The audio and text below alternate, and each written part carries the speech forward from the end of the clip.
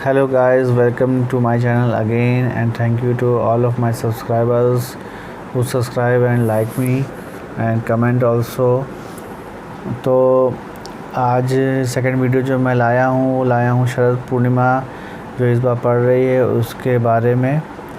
कब हम लोग को इस खीर रखनी चाहिए, कहाँ रखनी चाहिए और हम लोग खीर ही क्यों रखते हैं शरद पूर्णिमा के मौके पर। तो आइए जानते हैं। जैसा कि मैंने शॉर्ट्स वीडियो में भी बताया है कि इस बार जो शरद पूर्णिमा पड़ रही है वो पड़ रही है 16 अक्टूबर 2024 में। टाइम है, स्टार्ट है उसका 8:40 PM और दिन है वेडनेसडे। तो इस दिन स्टार्ट हो रही रात में। तो मेनली पूर्णिमा के जो एफिशिएंसी है वो खीर हम लोग रात में रखते हैं। तो हम लोग वेडनेसडे में ही हम लोग को खीर बाहर रखनी चंद्रमा की रोशनी में।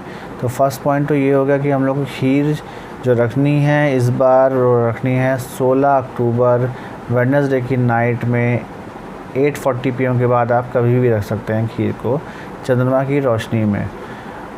पूर्णिमा तिथि जो एंड हो रही है वो हो रही है सेकेंड डे 17 अक्टूबर 2024 में, थर्सडे।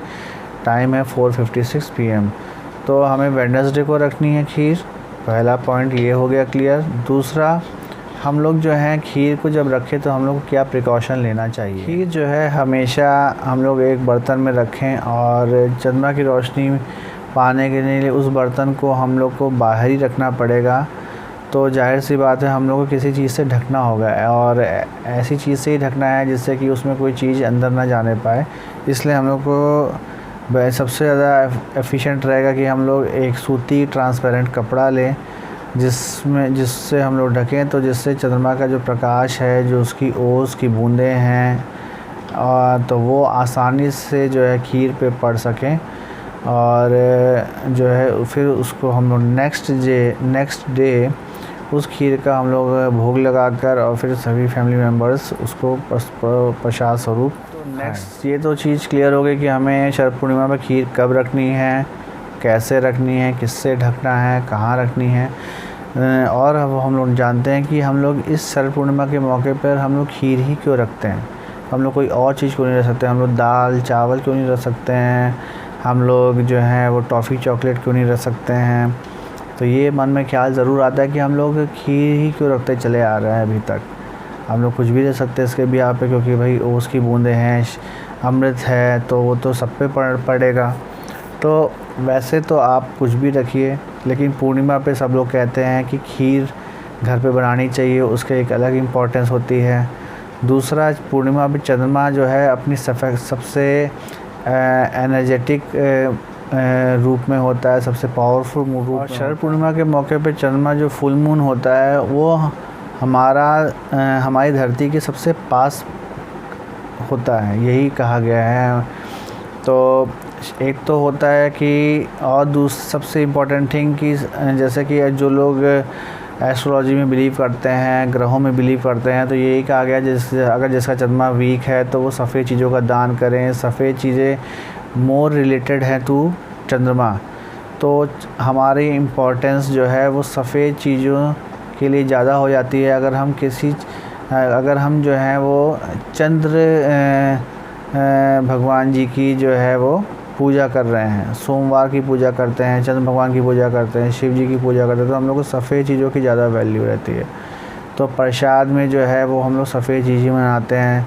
सफ़ेद चीज़ में सबसे अच्छी चीज़ जो कही जाती है वो खीर कही जाती है प्रसाद स्वरूप। तो हम लोग इसीलिए शरद पूर्णिमा के मौके पर सफ़ेद चीज़ों को ही बनाते हैं। इसमें हम लोग दूध और चावल और चीनी मिश्री इसका इस्तेमाल करके हम लोग खीर बनाते हैं इस शरद पूर्णिमा। प्रसाद ग्रहण करेंगे उसके बेनिफिट ये हैं कि जो अमृत वर्षा हो रही है वो अमृत वर्षा जो है वो हमारी जब खीर में पड़ेगी और हम ग्रहण करेंगे तो उससे जो हमको एनर्जी मिलेगी वो हमारी इम्यूनिटी पावर बढ़ाएगी। रोग प्रतिरोध क्षमता जिसको बोलते हैं, इम्यूनिटी पावर बोलते हैं, शरीर का इम्यूनिटी सिस्टम बोलते हैं, वो बढ़ाएगी।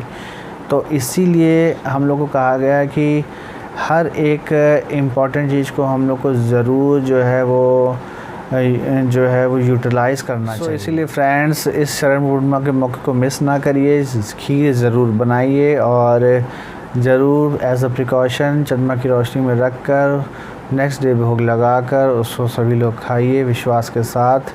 और जो है वो कहा गया है कि मन चंगा तो सब चंगा। तो उम्मीद है हम लोग फिर से नेक्स्ट वीडियो में ज़रूर मिलेंगे। तब तक के लिए मेरे चैनल को लाइक, शेयर एंड सब्सक्राइब ज़रूर करते रहिए। कमेंट में ज़रूर लिखिए कि मेरा चैनल, मेरा वीडियो आपको कैसा लगा। Thank you guys.